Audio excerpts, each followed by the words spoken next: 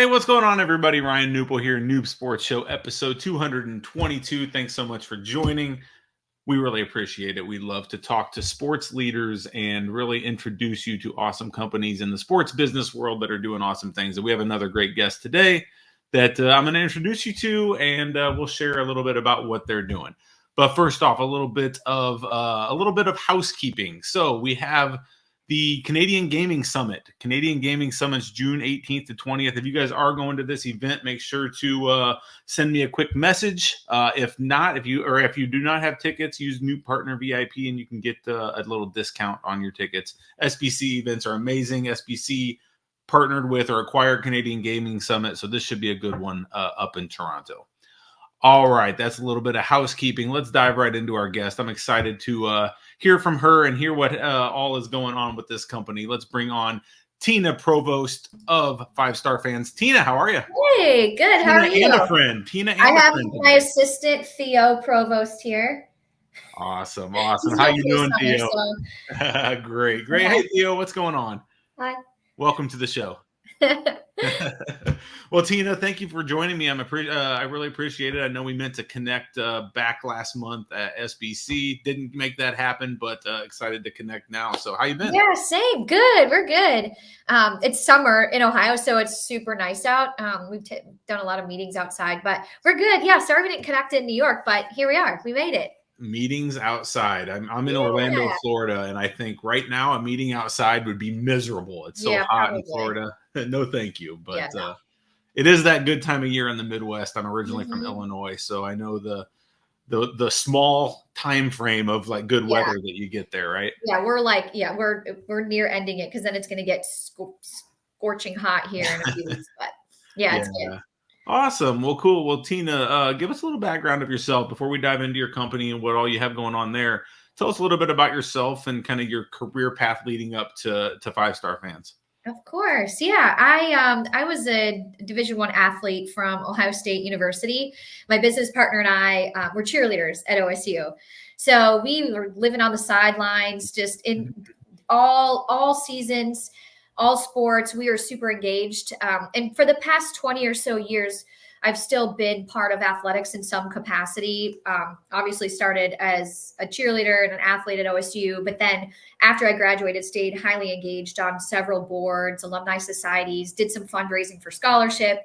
So we've been around it forever. And in the meantime, since college up until this point, I had a couple of really nice corporate careers. I started in sales for doing some selling recruiting services, and then fortunately got into a really great company, Cardinal Health, that's here located in Columbus, Ohio. And that's where I got really deep into my Lean Six Sigma career, where I started to learn more about the statistical analysis about business, change management. Career? Six Sigma. And then I took Sigma, and then I took that. Then I took that from Cardinal Health and led a team in North America for a global animal health company called Covetrus.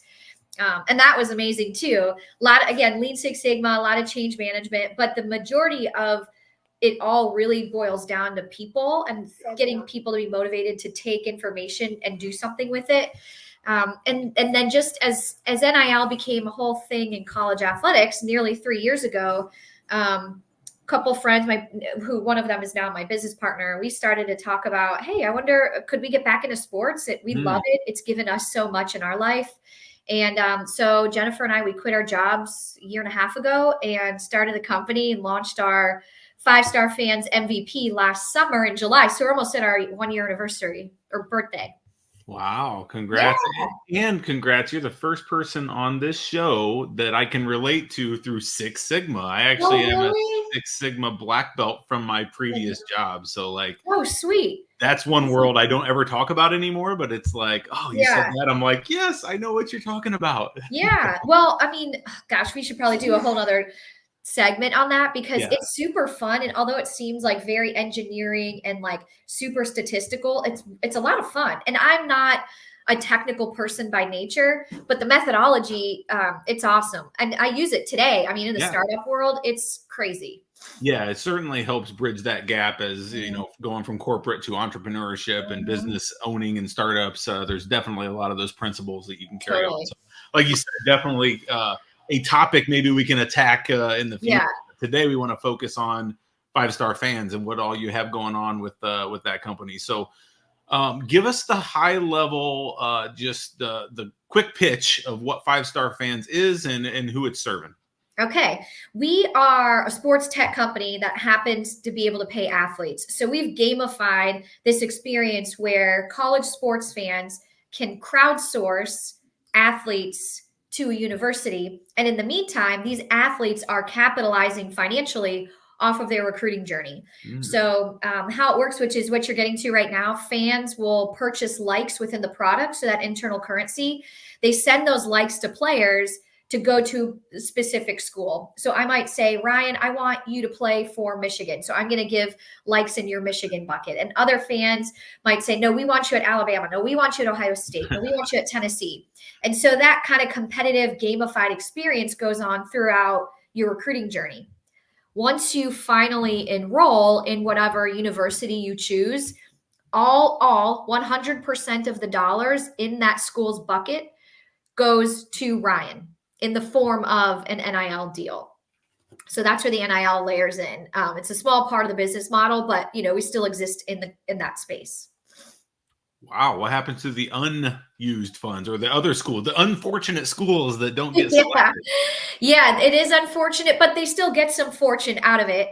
We did this. There's some purposeful modeling that we did here. So a lot of us in the college athletic space are hearing a nice buzz phrase called donor fatigue.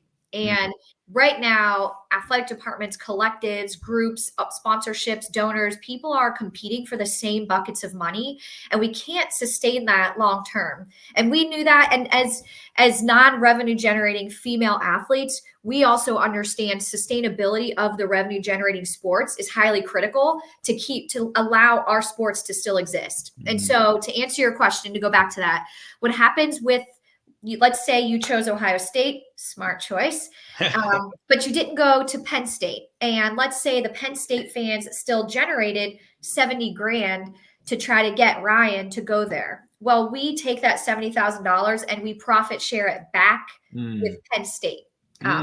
We give a portion of that back to the institution. And so we've been linking up partnerships with schools and collectives in that regard. And so while as a fan of Penn State, you may not have gotten Ryan to play there, your dollars are still being contributed to the university that you're very loyal to or a fan of. Very cool concept, very innovative. Yeah. And when NIL was kind of announced and became a thing, I definitely I think a lot of people were like, oh, there's going to be some cool things around this. And this is just one of those examples of a cool way to integrate and really help these college kids or incoming college kids. That's a question I have. Is it only for the high school students or is it for transfer potentials? How are you attacking that? You nailed it. It's for both. When we first launched beta back in July, the initial business model focused solely on recruits.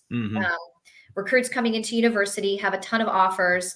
And while all this fan, recruiter, media attention is surrounding these athletes, we said, well, they should be able to monetize or capitalize somehow too. So that's kind of how we got started. But then, there are more than just two stakeholders in college athletics. It's more than fans and athletes.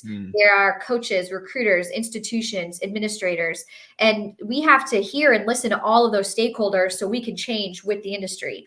We heard not long ago, very passionately and strongly from coaches. They said, we love it. Yes to recruiting. There's a quote out there that says you can't outcoach recruiting. But right now, retention is a big deal for us. We're just trying to sustain our current roster. One school, Howard University, lost a ton of players. Miami lost 8 of their basketball players, and that's painful. And so after we heard that from a lot of different stakeholders, specifically recruiters and the coaches, we said, well, fans are paying a ton of attention to the transfer portal too. Let them participate in the roster retention. And so we are about halfway through the Power 5, bringing on the current rosters onto the platform.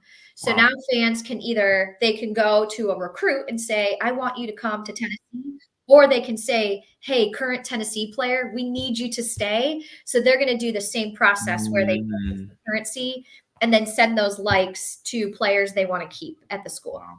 But then then a current Tennessee player may be considering going to Georgia. And so a Georgia fan will come into a current player and say, actually, we could support you better. Or we really want you to play for us. We have a big gap in our, quarterback team, whatever it looks like. So both are available. Yeah, it's really smart, and it's really, cool on a bunch of levels because one, of course, these students want to make a little money through NIL. So the money side's great. But I think an even cooler part of it is just seeing like, oh my gosh, all these people want me to go here or want me to stay here. Right. I think that's just a cool piece as an athlete to like help make that decision for them, right? Like, I mean, obviously they're not always going to go with the majority, but if it's really lopsided, it's like, well, I'm going to get a lot of support here, obviously. So maybe that's part of that decision making for the athlete as well. So very cool concept. And, I'm glad you said that they might not always go to the highest, and we don't want them to only choose because of that. We want them to choose for good reasons. Will you get better playing time? Is there better coaching to get you to the next level and what your goals are? What about your family? Is that a better situation for your family? And so we don't want to be a leading decision maker. We want to just allow them to capitalize because there's tons of attention already on them. Let them use that. And then from the fan perspective, unless you're a donor or a booster, you don't have a ton of access or a ton of ways to really participate or have some kind of contribution. So that's really the core stakeholder is those fans. We now get to say, hey, I helped build that roster. I helped get that guy to that team. Very cool. Very cool. So let's talk about it from the athlete's perspective. Well, two questions in one. Okay. So one, name some of the athletes or talk about some of the athletes that are currently a part. You don't have to name them if you don't want, but sure, no, I don't mind. I'd be curious of like the athlete lineup. And then the second piece of that is how does an athlete get started with this? And how does that process work to actually get started as an athlete? Okay. I'll start with how they get started, and then I'll name a few and give some examples and stories around their experience so far. So when we first launched the product, it was very manual. And you know how it is, in startup and technology, before you automate, you need to simplify. So we did it very manual so we can test and study the process. So the athletes would create their own profile, just like you would your Facebook, your Instagram profile. And then we quickly learned that the easier we can make it for the athlete, the less time they're spending on their phone, and they can spend more on the classroom and on the field. And we also mimicked models from, Huddle does this, On3 does it, where they create the profile for the athlete. So our development team uses AI to scrape all public data and update it to create the athlete's profile for them. Cool. So now the athlete can claim their profile in less than 30 seconds through a verification process. And of course, if they're not already on there, then they can always do it manual. Cool. So that's the process. Super simple. Look for your name, claim your profile, and then a couple of the athletes on there. We started when we launched. KJ Bolden was committing 10 days after we launched. So we knew we didn't have a ton of time with him, but he was a very influential recruit last summer. And so we spoke with his family and met with them for a while. And he was one of our first ones. And it was really cool to see how much activity was around him in just the 8 days before he verbally committed to his university. Another great athlete and family we've worked with is Trey McNutt. He's just now starting his official visit tour and working with his mom and understanding their needs. We've had a wonderful experience with them, and he generates quite a bit of activity too.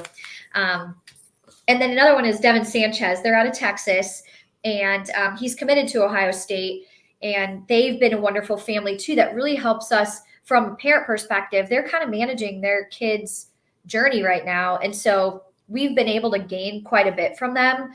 Yes, from the athlete and how they want to interact with a product, but also from the parents, because they're the ones gatekeeping all these agents and advisors and vendors and all these different people that want a piece of their son. They help us understand what's important to them and how to keep them safe. I mean, we have to remember they're minors. So you see, we have kids too. So as moms, that's very important to us. So you said they claim their profile. So there's really, there's not I guess there's no transactional nature to that. It's a matter of they come in and then they start getting Crowdsourcing, like, how does the whole process work from that side? I mean, it's as simple as that. And is there any auditing on the athletes that come in, which sports are available, that type of thing? So from the, I think I heard a question in there. Before the athlete claims the profile, fans can already start to interact with them. So even before Devin Sanchez claimed his profile was live on our site. So fans could start sending activations. Now, with an athlete claiming, they can then share to their social media, which of course is going to drive more traffic and benefit them. Sure. So that, I think I kind of heard a question in there around that. Is that helpful? Very, for sure. And then from the process perspective, then they can leverage their social media sites. We have our own marketing campaigns and activations where we bring fans to the site to let them know, here are these athletes, here, look what you can do. So since it's new, we have a lot of education that's part of our strategy. So that's been a lot of fun, is when we tell people what they can do, they're like, no way. And then, it's been fun to see people get excited about it like that. Yeah, that's very cool. Very cool. And then as far as, athletes in which sports, I mean, are you available for like every sport, or is it a select number of sports currently? We started with college football recruiting. Yep. And then we recently, about 2 months ago, rolled out men's and women's basketball. Cool. By the end of the year, we'll have every sport available.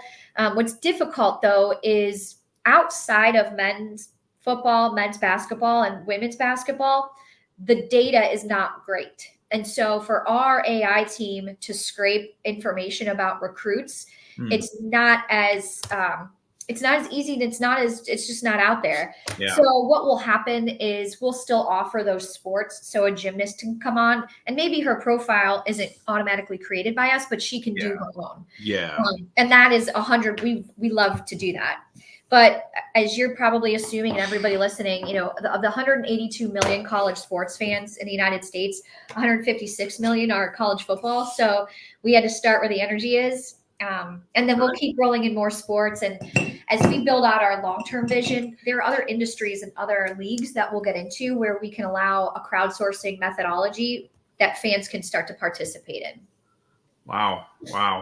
Some good stuff. So I think I know the answer to this you obviously being in this space, but there's a lot of opinions on NIL, right? NIL in general, just the whole, should athletes get paid? Why are these college kids getting paid? We didn't get paid when we were athletes, and all the above. Back in my day, yeah. What's your general sentiment towards NIL?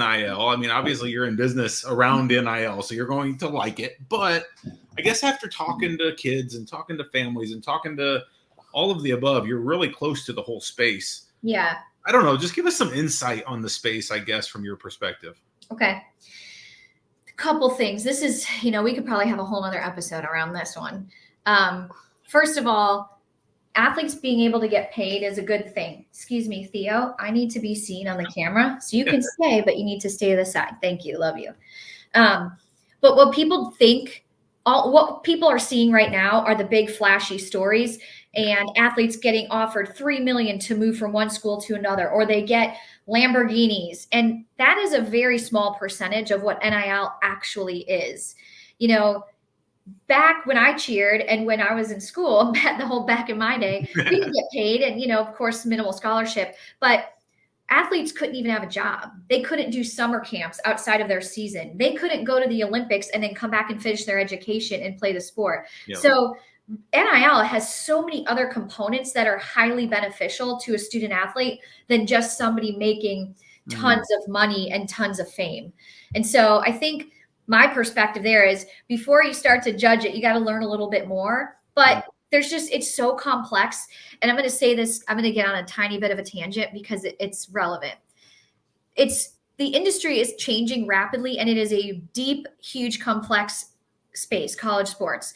So there are 1,032 universities that have sports in the United States. Some of the big schools like Ohio State, Texas,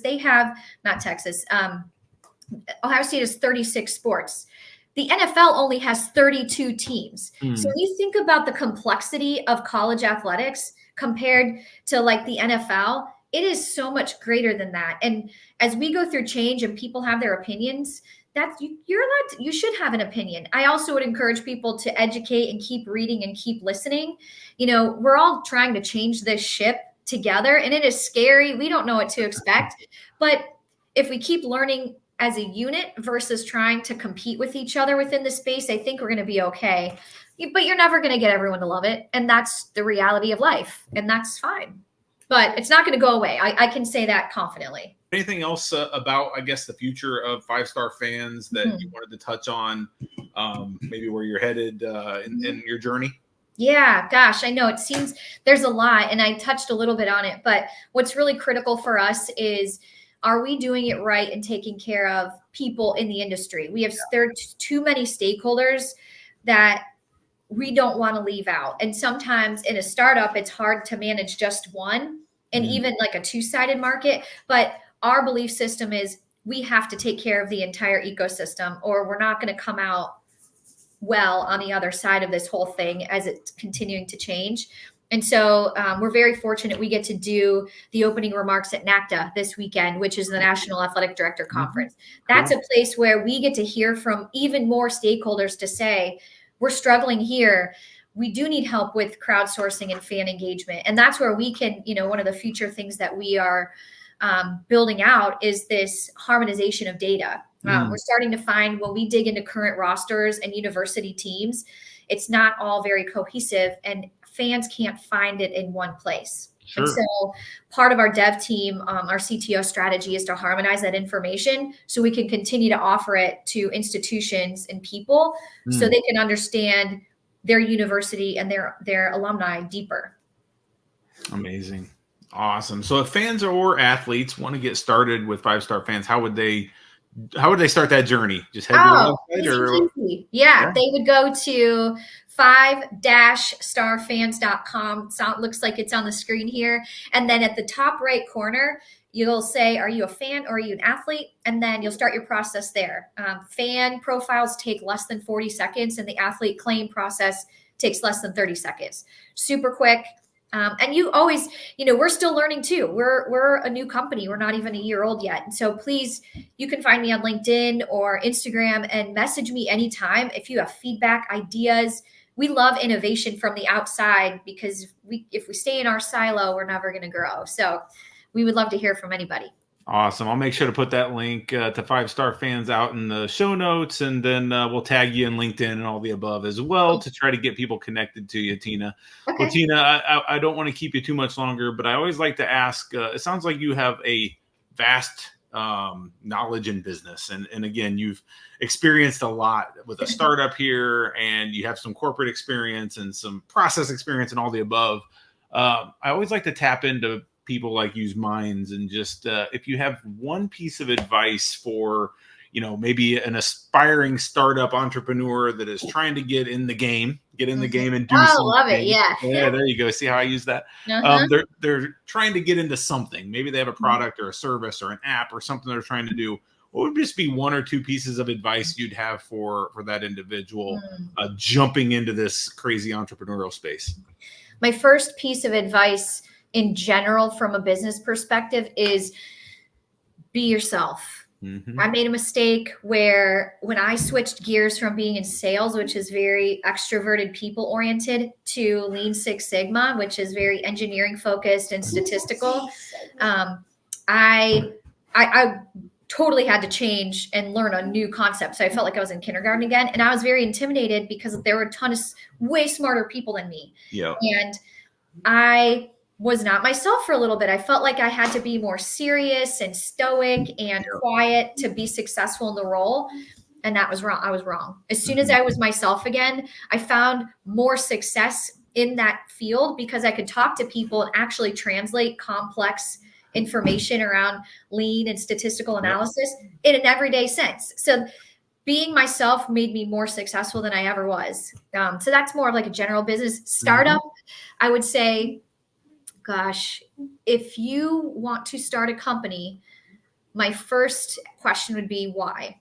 And if it's not very strong and you don't love it to death, don't do it. There you go. Yeah, that's great advice. Yeah, why? And we could get into another episode about Oh yeah, we could. about that why and what are good Uh-huh. whys and what are not good whys. Okay. Yeah. Awesome. Well, Tina, any last thoughts, any final words, anything you wanted to say that maybe we didn't touch on that you wanted to touch on before I let you go? No, I think when we talk about sports, people get so excited and energized because sports brings people together in a way that nothing else can do. When you think about your alma mater and a really great player, a leader, a new president, a new coach chooses your alma mater, Mhm. you're validated psychologically. You are deeply emotionally connected to sports.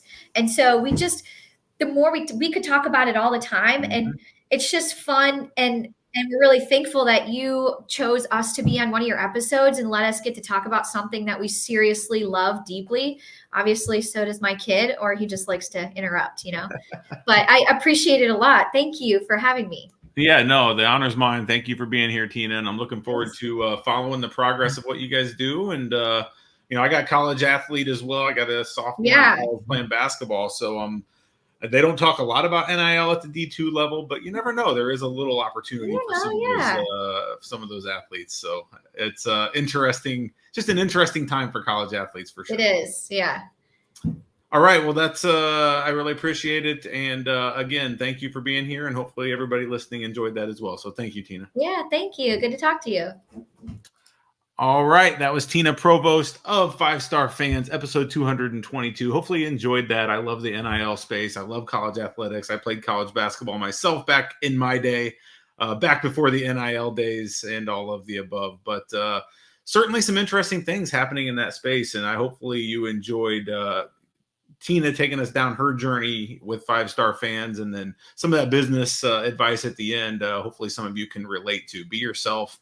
Certainly great advice. Be yourself in whatever you're doing, because nobody's going to do it like you do it. Even if there's people doing it, you think better or whatever, the way you do it, the perspective you bring to whatever you're doing is yours. And so make sure you bring that into it. All right, that's all I have for you today. Hopefully you enjoyed this episode. If you want to see other people on this show, please make sure to DM me. You can find me out there anywhere at Ryan Newpel, at KNUP. You'll be able to find me. Until next time, stay safe and have a good one. Bye-bye.